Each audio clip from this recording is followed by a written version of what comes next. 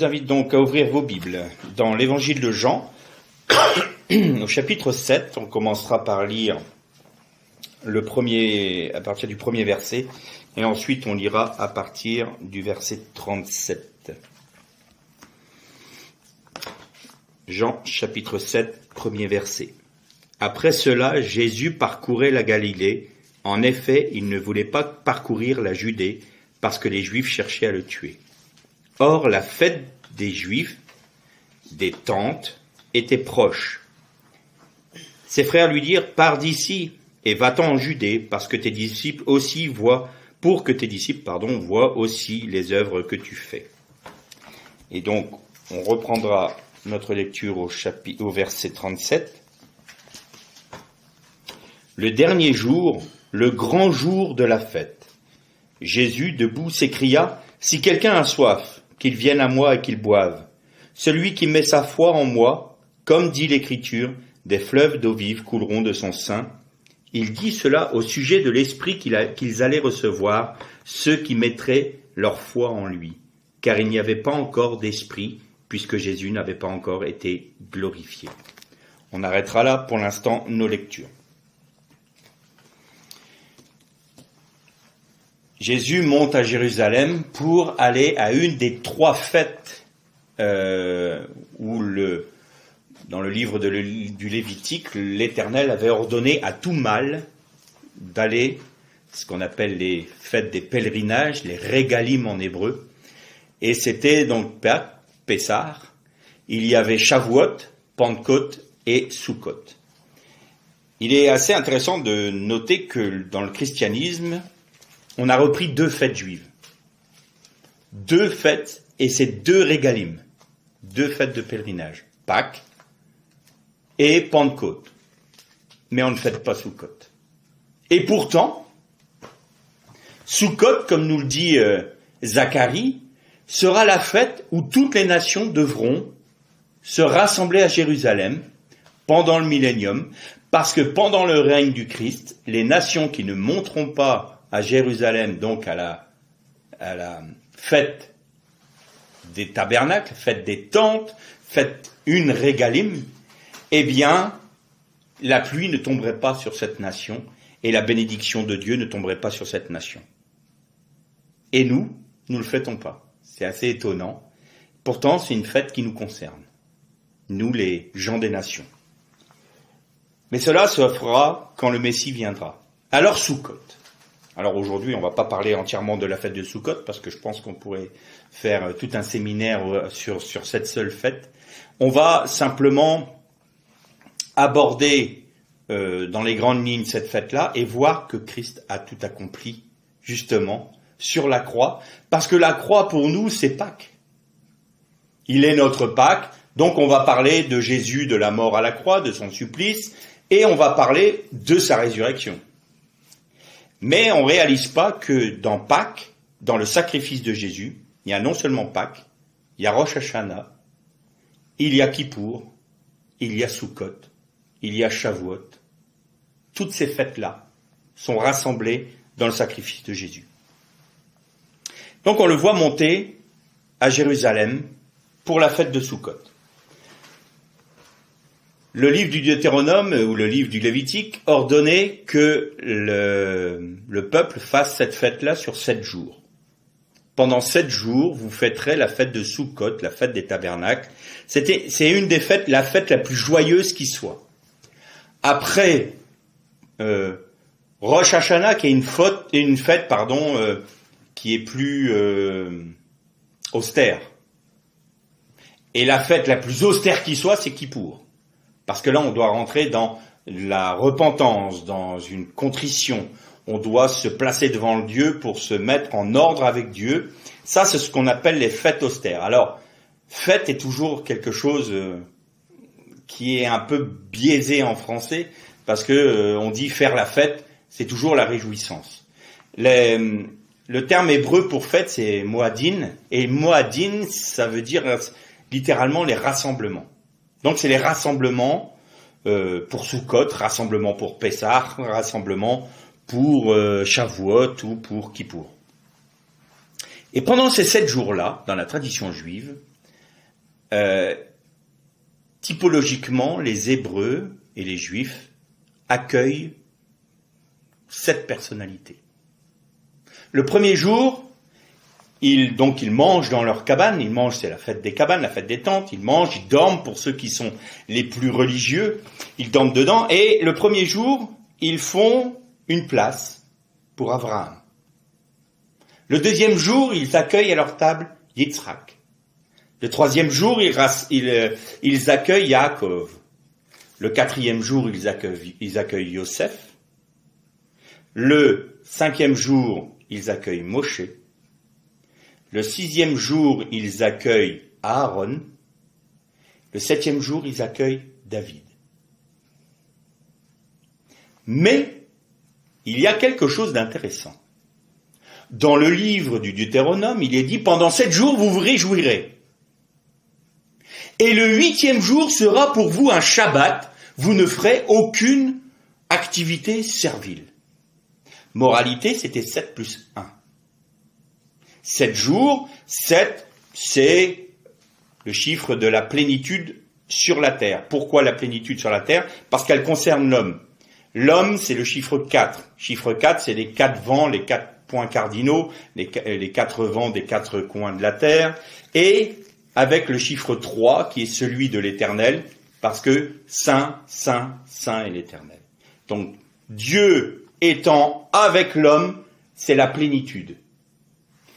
Mais pour le judaïsme, quand on arrive au 8e jour, on est au-delà de la plénitude, c'est-à-dire qu'on est dans le monde à venir. On est dans l'éternité, c'est le jour éternel. Et la tradition juive dit que le jour où le Messie viendra, il y aura un 8e jour dans la semaine. Parce que ça sera le Messie, le jour du Messie. Et le 8e jour, ils se réjouissent encore plus que les 7 autres jours. C'est vraiment le jour de la plus grande réjouissance. Et on l'appelle en hébreu Hoshana Rabbah, qui veut dire littéralement notre grand salut. Bon, Hoshana, tout le monde connaît, ça a donné Hosanna. Et aujourd'hui, dans le judaïsme moderne, on appelle ce jour le Simchat Torah, c'est-à-dire la joie de la Torah. Pourquoi?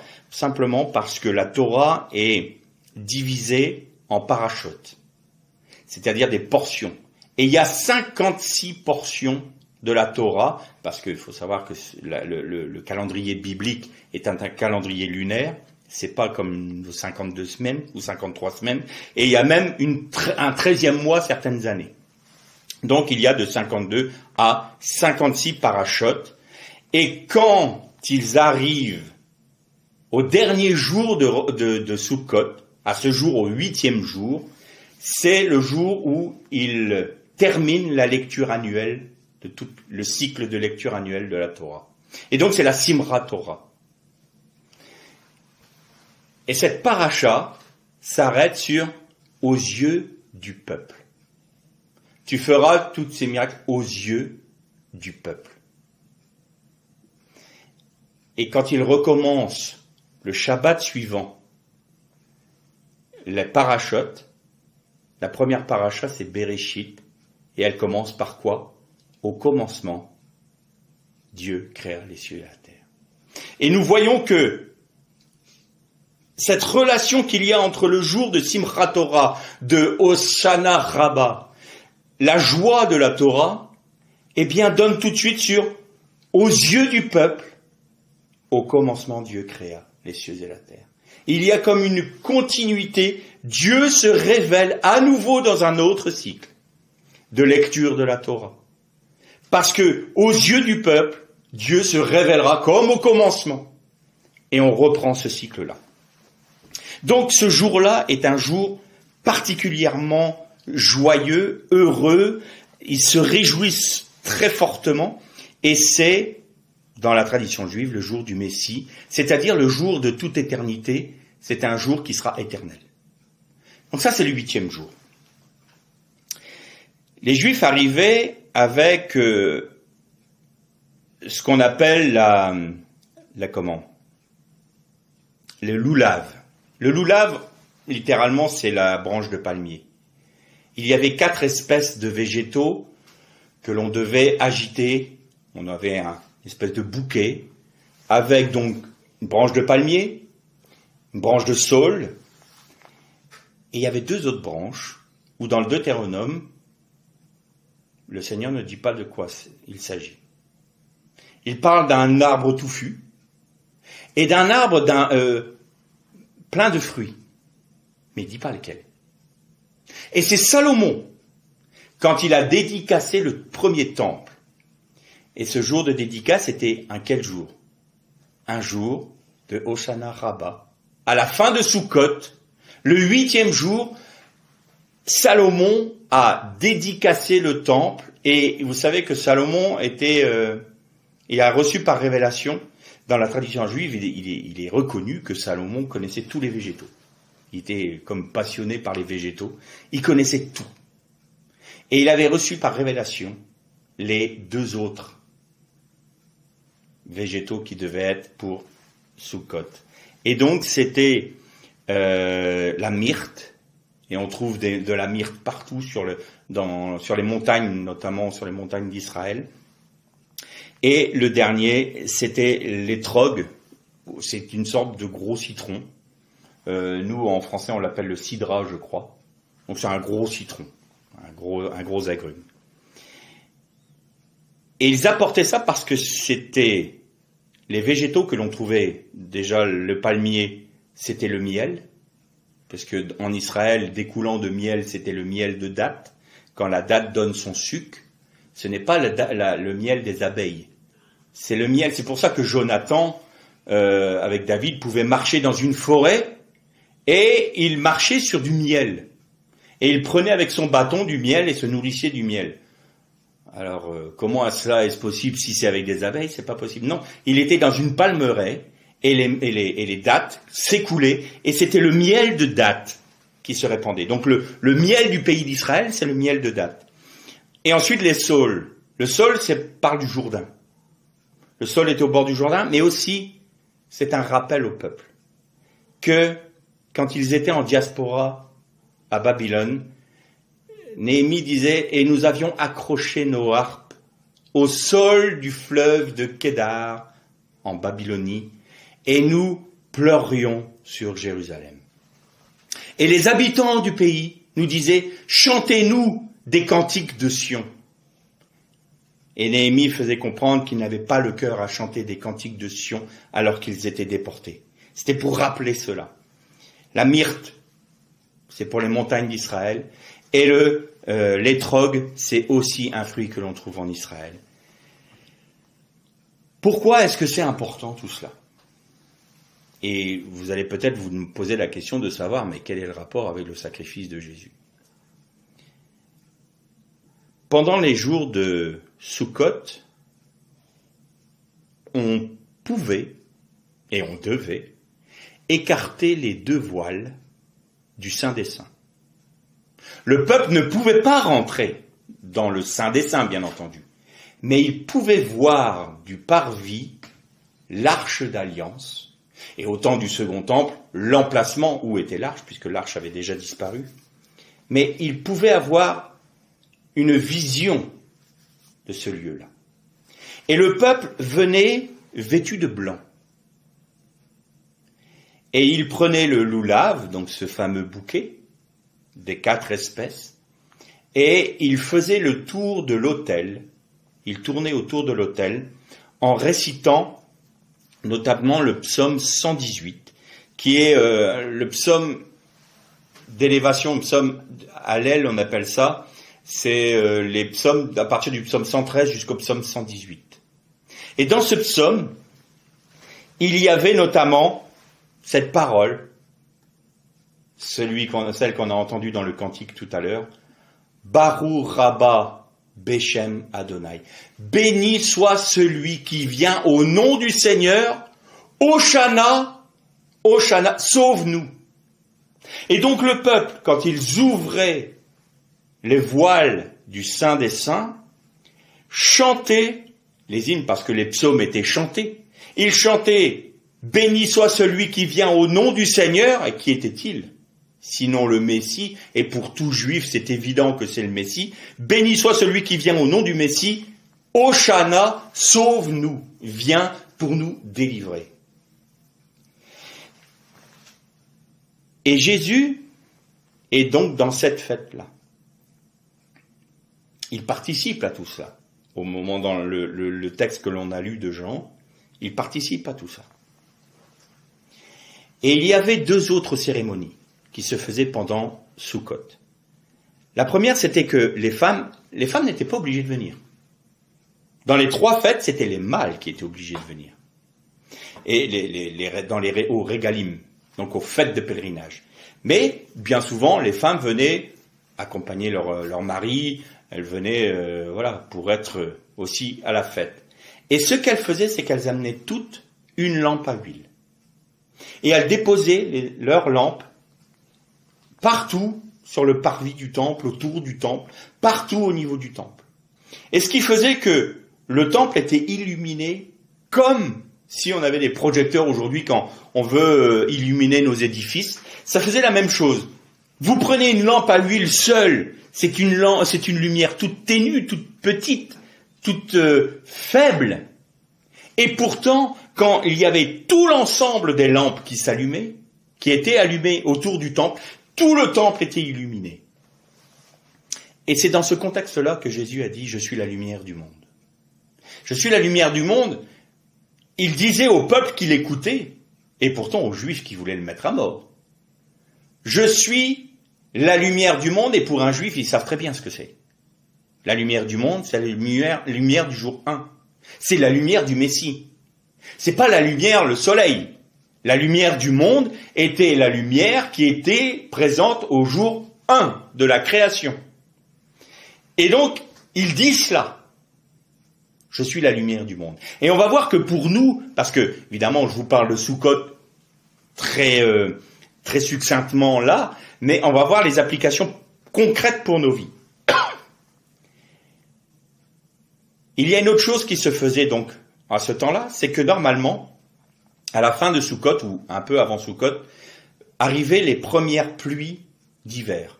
Il n'y a que 2 saisons en Israël, l'hiver et l'été. Et Sukkot se passe à la fin de l'été en Israël, c'est-à-dire courant octobre. Et c'est le moment où il y a les fortes pluies qui arrivent. Et ces pluies-là, on les appelle les morées. Et ça, on sait ce que c'est, parce que le patriarche Abraham résidait aux chênes de Morée. Et Morée, alors évidemment, quand on le traduit en français comme ça donne pas cette impression-là, mais c'est exactement la même racine que Torah. Donc les pluies, les premières pluies de saison, les morées, étaient la Torah, étaient les pluies qui apportaient la bénédiction. Et ça, c'est important. Parce que l'eau est importante dans ce moment-là. Et si au dernier jour de Sukkot, il n'y avait pas plu, le souverain sacrificateur descendait à la piscine de Siloé avec une cruche en or.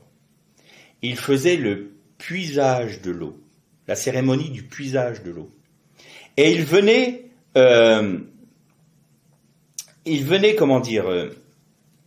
c'est la shoeva, le puisage, en hébreu.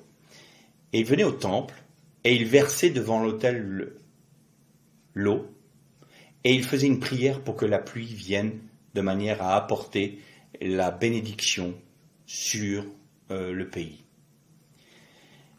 Il faut savoir que la Torah est souvent considérée et souvent comparée à de l'eau de pluie ou la rosée du matin.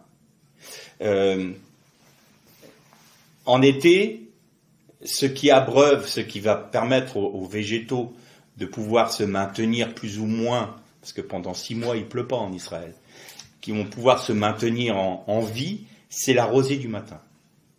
Et en hiver, c'est la pluie. Et quand vous prenez le cantique de Moïse, vous voyez, écoutez ma parole, recevez mes paroles qui va s'écouler, comme la pluie et comme la rosée. Et vous savez que Moïse est typologiquement le Messie. Il a dit au peuple, un autre prophète se lèvera. Il sera comme moi. Faites tout ce qu'il vous dira. Et c'est ce fameux prophète qu'avaient reconnu les disciples, et quand Philippe a vu Nathanaël, a dit, nous avons trouvé celui dont nous parlait Moïse, c'est-à-dire le Mashiach ben Yosef. Et donc, comme le Christ est la Torah incarnée, il est aussi la rosée du matin. Il est aussi la pluie de Morée. Il est celui qui apporte la bénédiction. Jésus, quand il est mort à la croix, l'image que l'on peut en avoir, c'est une défaite. On a l'impression qu'il subit les événements. Il se fait torturer, fouetter, il se fait entraîner sur le Golgotha, il se fait clouer sur une croix, on l'érige. Tout nous montre humainement qu'il subit les événements. Et pourtant, Jésus a dit à ses disciples, quand il est dit dans ce texte, vous savez, je reviens justement à ce texte, le dernier jour de la fête, qu'est-ce qu'il a crié, Jésus? Que celui qui a soif vienne à moi et je lui donnerai de l'eau de la vie. Et le source d'eau vive coulera de son sein. C'est au moment où il y avait cette cérémonie du puisage. C'est à ce moment-là que Jésus a crié cela. Venez à moi, vous qui avez soif. Et il parlait de l'esprit, nous dit le texte, parce que il n'y avait pas encore l'esprit de répandu sur le peuple, parce qu'il n'avait pas été glorifié. Et il dit à ses disciples à un moment, le Fils de l'homme doit être glorifié. Il sera élevé pour être glorifié. Et au moment où Jésus va mourir, il va vers Jérusalem où il va être condamné, et il prie, Père, voici le temps où le Fils de l'homme va être glorifié. Glorifie-moi. C'était quoi la gloire de Jésus à ce moment-là? C'était la croix. Et l'impression que l'on a où il était en train de subir les événements, en réalité, il contrôlait toutes choses. À ce moment-là, la croix était un trône pour lui. À ce moment-là, il a accompli les Écritures. Les hommes avaient l'impression qu'il dirigeait toutes choses et qu'il lui faisait subir ce que eux avaient décidé. Mais en lui faisant subir le fouet, en lui faisant subir la croix, en fait, ils accomplissaient l'Écriture. Et vous savez, on a déjà parlé des 4 mises à mort de la Torah. Eh bien, ces 4 façons de mourir, Jésus les a subies typologiquement. En fait, les hommes, en croyant amener un condamné à son supplice, ne faisaient qu'accomplir la pensée de Dieu. Et Christ était aux commandes de tout. Parce qu'il a dit lui-même, je donne ma vie de moi-même. Nul ne peut me l'ôter. Nul ne peut me la reprendre. C'est moi qui la donne. Et qu'est-ce qu'il a fait? Il est sur la croix. Et encore sur la croix, il accomplit les Écritures. Père, pourquoi m'as-tu abandonné? Ça, c'est un psaume. J'ai soif. Ça, c'est un psaume. C'est le feu du jugement de Dieu. Donc les 4 mises à mort, c'est la lapidation, c'est l'épée, c'est la lapidation, j'ai déjà parlé, c'est être pendu, et c'est être brûlé. Ça, c'est les 4 mises à mort de la Torah. Et je vous rappelle rapidement, un animal, quand il a été mis à être sacrifié, on le saisissait par le cou, on le couchait sur la terre, au sol, on l'égorgeait, et ensuite on le brûlait sur l'autel. Ça voulait dire qu'il était étouffé, puisque quand on est pendu, on étouffe. Il était couché sur le sol, ça c'est la lapidation. Et il était égorgé, ça c'est l'épée. Et ensuite il était brûlé sur l'autel. Et Jésus, qu'est-ce qu'il a eu? Il a eu la flagellation, qui correspond à la lapidation. Il a été pendu à la croix, et un crucifié ne meurt pas, c'est pas son sang qui coule, c'est pas la perte de sang qui le fait mourir, c'est l'asphyxie. Donc ça, c'est le pendu. Ensuite, il a été cloué. Cloué, ça c'est l'épée. Et il y a eu la lance qui lui a percé le côté. Et le j'ai soif, c'était j'ai subi moi le jugement du feu de Dieu. Le feu du jugement de Dieu, je l'ai pris sur moi pour que vous puissiez, vous, être pardonnés et rachetés. Et donc c'est ça qu'il accomplissait. Et il voit Marie, il voit Jean, et dit, mère, voici ton fils, fils, voici ta mère. Et quand il eut tout accompli, il s'écria, tout est parfaitement accompli, et il rendit l'esprit. Alors, en grec et en français, ça veut dire la même chose, c'est-à-dire on exhale le dernier souffle. Ça, c'est rendre l'esprit. Mais en hébreu, il y a quelque chose de plus précis. C'est il répandit son esprit. Et quand le soldat romain est venu pour mettre à mort, puisque c'était la veille du Shabbat, il fallait que les condamnés soient ôtés de la croix pour qu'il n'y ait pas de pendu pendant le Shabbat, parce que c'est une malédiction. Et donc ils se sont approchés auprès des deux brigands et ils ont rompu les jambes des brigands pour qu'en quelques minutes ils meurent, puisqu'ils ne pouvaient plus se redresser pour prendre du souffle, donc ils mouraient asphyxiés. Et quand ils sont arrivés à Jésus, il a été surpris de voir qu'il était déjà mort. Ça montre bien que Jésus contrôlait toutes choses. Vous savez qu'un crucifié peut très bien mettre des jours à mourir, normalement. Et c'était vraiment une humiliation d'être mis en croix dans le monde romain. Et encore plus pour un juif. Parce que celui qui est pendu au bois, il est maudit. Et il maudit le pays. Et Jésus était déjà mort. Et pour être sûr, qu'est-ce qu'il fait? Il plante la lance au niveau du cœur. Et là, nous dit la Bible, il y a l'eau et le sang qui coule. Et au moment où Jésus a donné sa vie sur la croix, il y a 3 choses qui ont été répandues sur la terre. Il y a l'eau, le sang et son esprit. Et on va juste lire un court texte dans la première épître de Jean, au chapitre 5, et on va lire à partir du verset 5. Première épître de Jean 5, 5. Qui est vainqueur du monde, sinon celui qui croit que Jésus est le Fils de Dieu? C'est lui, Jésus-Christ, qui est venu par l'eau et le sang, non pas avec l'eau seulement, mais avec l'eau et avec le sang. Et c'est l'Esprit qui rend témoignage, parce que l'Esprit est la vérité. Car il y en a 3 qui rendent témoignage, l'Esprit, l'eau et le sang. Et les 3 sont d'accord. Dans ce texte, l'apôtre Jean nous parle de ces 3 témoins. L'eau, le sang et l'esprit.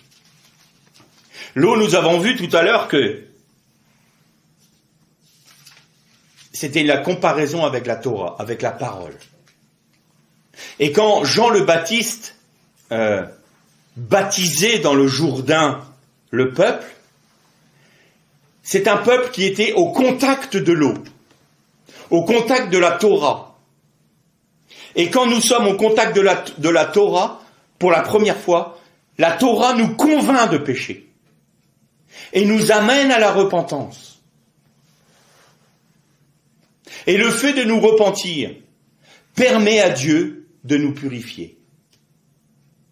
Et c'est pourquoi Jean baptisait du baptême de repentance, parce qu'il était celui qui mettait le peuple face à la Torah. Il plongeait le peuple dans la Torah. Il les mettait face à leurs responsabilités.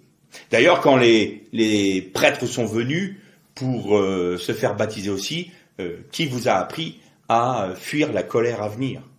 Race de vipères. Bon, on ne peut pas dire qu'il était très tendre, mais c'était parce qu'il fallait un esprit vrai de repentance. Pas faire semblant. Pas faire quelque chose, un acte religieux pour que le peuple nous voie et nous dise « Ah, regardez comme ils sont vraiment droits et religieux et aiment Dieu. » Non. Il fallait un cœur vrai. Un cœur vrai qui est au contact de la Torah, réalise qu'il est pécheur et se repent. Et l'acte de repentance, c'était le baptême.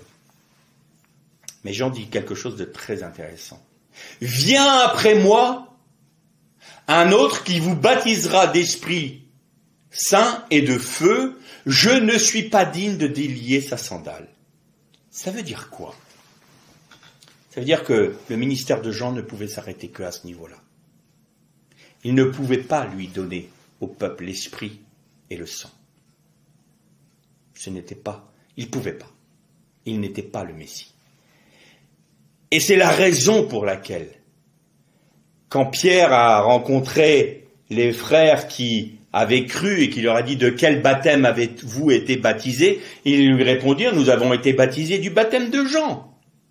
Il dit, mais vous devez être baptisés au nom de Jésus. Mais nous ne savions même pas qu'il y avait un baptême au nom de Jésus. Et pourquoi fallait-il qu'il soit baptisé au nom de Jésus? Alors, je ne rentre pas dans le débat du Père, Fils et Saint-Esprit, et ce que Jésus seul, je ne suis pas unitérien. Donc, c'est pas parce on parle du baptême de Jésus que la réalité du Père, du Fils et du Saint-Esprit n'est pas vraie.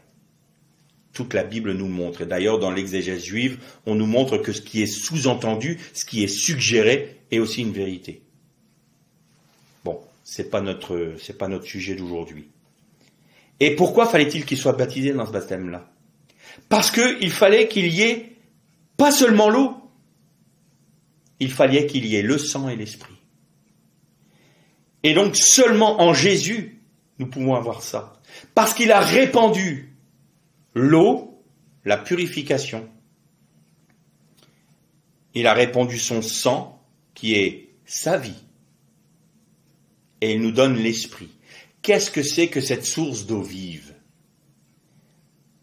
En fait, c'est la parole de Dieu gravée sur les tablettes de notre cœur par la puissance du Saint-Esprit, qui prend vie en Christ, qui est lui-même en nous. Christ vivant en nous est la parole gravée sur notre cœur par la puissance du Saint-Esprit. Et quand la puissance du Saint-Esprit fait vivre cette parole en nous, qui prend sa source en Christ, alors elle jaillit de notre sein et nous pouvons abreuver ceux qui nous entourent. Et là, il y a l'eau, l'esprit et la vie du Christ, le sang. Tout est réuni, tout est accompli. Quand nous sommes attachés à la Torah du Messie, nous ne pouvons pas ne pas être glorifiés comme lui. Alors quand on parle comme ça, on se dit, ah, être participant à la gloire du Christ, je prends. Bien, et vous avez raison, il faut prendre. Mais son trône, c'était la croix. C'était là la gloire du Messie, sur la croix. Et quand Jésus a dit à ses disciples, vous croyez que vous pouvez boire de la coupe que je vais boire? Et au bout d'un moment, il leur dit, oui, vous la boirez. Vous boirez de ma coupe. C'est-à-dire, vous allez être rendus participants à ma gloire. C'est-à-dire que vous allez devoir vous porter votre propre croix. Vous allez devoir rentrer dans cette réalité de vie où les choses anciennes sont passées, vous êtes une nouvelle création. Votre vie, vous l'abandonnez, elle est morte à la croix. C'est Etz HaChaim, l'arbre des vies. Vous apporterez votre vie comme une offrande, comme un sacrifice vivant d'agréable odeur à Dieu et qui sera de votre part un sacrifice raisonnable, nous dit Paul. Eh bien, en échange, vous prenez celle du Messie. Et donc, être glorifié, c'est accepter de mourir à soi-même. Être glorifié, c'est être rendu participant aux souffrances du Christ. Être glorifié, c'est accepter que le Messie prenne toute la place en nous pour faire toute son œuvre. Alors nous sommes l'épouse. Et que faisaient les femmes au temple? Elles amenaient la lumière qui était en elles. Elles avaient de l'huile. Les lampes étaient allumées. Et elles les apportaient à Sukkot, au temple. Et regardez ce que ça donne. Ça veut dire que chacun de nous qui sommes membres du corps de Christ, si nous sommes dans cette volonté d'être glorifiés en portant chaque jour notre croix, en abandonnant notre vie et en acceptant la discipline du Saint-Esprit, alors les sources d'eau vive jaillissent de notre sein, comme l'a promis le Seigneur, et nous avons cette part du Christ en nous que nous apportons dans l'assemblée. Comme à Soukhot, comme au temple. Et quand toutes les lampes sont réunies ensemble, elles illuminent quoi? Le temple. Et le temple, c'est le Messie. Parce que détruisez ce temple et je le rebâtirai en 3 jours. Et les disciples comprirent qu'il parlait de son corps. Le corps du Christ, c'est le temple. La lumière du Messie est en son sein à partir du moment où chacun des chrétiens, chacun des enfants de Dieu rachetés par Christ, accepte de perdre sa vie et de vivre selon la Torah du Messie par la puissance du Saint-Esprit. Alors à ce moment-là, chacun de nous qui apportons notre petite lumière dans l'assemblée, eh bien nous formons une très grande lumière. Et cette lumière, c'est celle qui illumine le monde, parce que c'est celle qui est la lumière du Messie, la lumière du jour 1. Et le témoignage du Messie ne peut être rendu que dans cette réalité-là.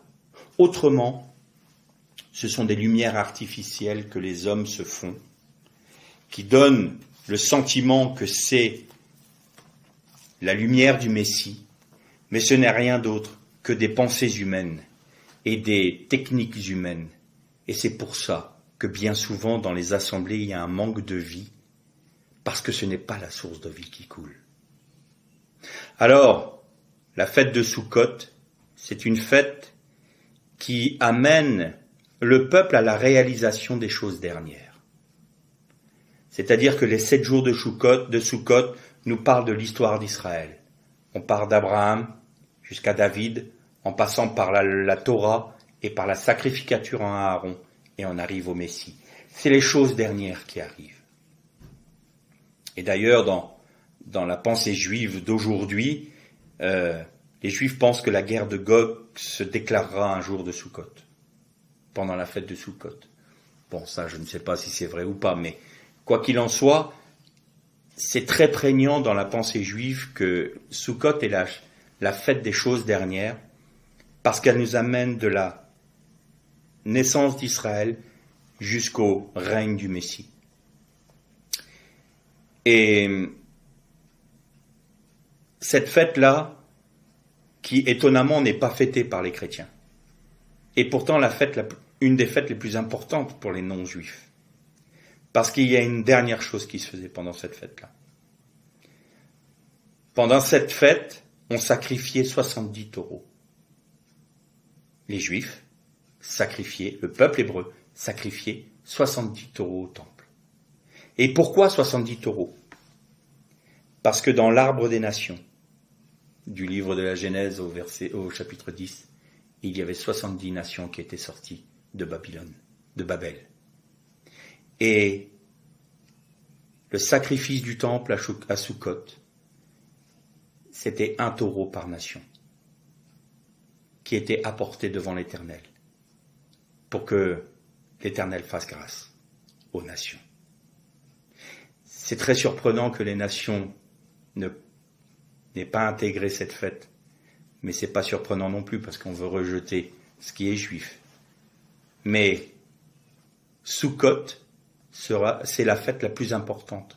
Et Jean a précisé la fête des Juifs, celle des cabanes ou celle des tentes. Mais quand on va en Israël et qu'on dit la fête, la Mouadine, c'est Soukhot. C'est la fête. Parce que c'est la fête des choses dernières. C'est la fête de la réalisation du Messie. C'est la fête de la manifestation du Messie. Parce que c'est dans cette fête-là qu'on écartait le voile du temple pour pouvoir voir le Saint des Saints. C'est à cette fête-là qu'on appelait « Béni soit celui qui vient au nom du Seigneur, Baruch haba Beshem Adonai ». Et c'est à ce moment-là qu'on disait « Hoshana, viens » et c'est Simchat Torah, la joie de la Torah. C'est la fête par excellence. Et les nations viendront à Jérusalem pour apporter leur adoration à l'Éternel pendant cette fête-là, durant le millénium. Et aujourd'hui, nous chrétiens, il faut qu'on soit dans cet esprit-là. Un esprit où on dit, Seigneur, tu as tout parfaitement accompli par ton sacrifice. Ce n'est pas que Pâques qui a été accompli. Quand Jésus a donné sa vie, il a accompli Yom Kippour, il a accompli Rosh Hashanah, il a accompli Sukkot, Shavuot. Et vous savez que quand Jésus est ressuscité, il est rentré dans la chambre haute. Et il a fait ce qu'on dit à Yom Kippour quand le grand prêtre sortait du Saint des Saints en ayant fait l'aspersion du sang, et où le fait de sortir vivant démontrait au peuple, avec le tissu rouge qui était devenu blanc, le fait qu'il ressorte vivant montrait au peuple que le sacrifice était agréé par l'Éternel et qu'ils étaient pardonnés de leurs péchés volontaires. C'est le seul jour où le péché volontaire du peuple était pardonné. Et c'est pour ça que le peuple avait peur. Parce que on pêche tous par involontairement tous les jours, mais ça, il y avait le sacrifice perpétuel au temple. Mais le jour de Kippour, c'était pour tous les péchés que le peuple avait fait volontairement, consciemment. Et c'est là qu'ils attendaient de savoir s'ils étaient pardonnés. Et quand le grand prêtre sortait, il disait au peuple, il criait au peuple, Shalom Aleichem, que la paix, la totalité de la plénitude de la paix, de la bénédiction de Dieu repose sur vous. Et quand Jésus est rentré dans la chambre haute, qu'est-ce qu'il a dit à ses disciples? Shalom Aleichem. Il était sorti du Saint des Saints. Et qu'est-ce qui a prouvé que nous sommes aujourd'hui pardonnés? C'est que Christ est ressuscité. Et, nous dit la Bible, et Jésus souffla sur eux. Il leur donna l'esprit. Ils devinrent une nouvelle création. Alors pour nous qui sommes devenus une nouvelle création, vivons selon cette création, rendant gloire au Seigneur pour la possibilité que nous avons par le Saint-Esprit d'être rendus participants à son sacrifice, à ses souffrances, pour être rendus participants à sa gloire. C'est à cette condition que le témoignage du Messie, la lumière du monde, pourra être vu de tous. L'Erle Shalom.